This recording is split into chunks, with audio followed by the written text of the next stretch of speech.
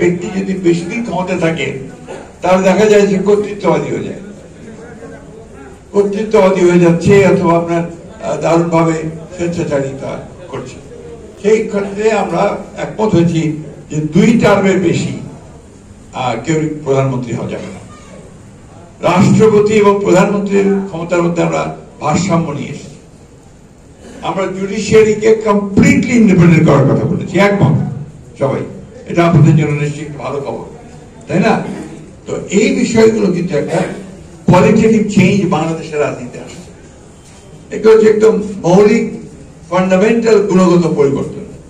এই গুণগত পরিবর্তনের মধ্যে আসতে গিয়ে কিছু বাধা তো থাকবেই। সবকিছুকে সহজে যাওয়া যায় না, কিছু বাধা থাকবে, যাবে আসবে, এই সমস্যাগুলো থাকবে।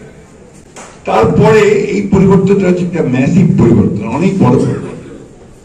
এই পরিবর্তনের মধ্যে আজকে আমাদের নতুন প্রজন্মকে স্বীকার করতে হবে, নতুন ধারণাকে স্বীকার করতে হবে, নতুন চিন্তাগুলোকে কাছে নিতে হবে। আমরা এই যে বয়স্ক মানুষ আছি, আমরা বলি ছেলেরা কি বলছে এটা বললে হবে না, ছেলেরা কি বলছে সেটা বোঝার চেষ্টা করতে হবে।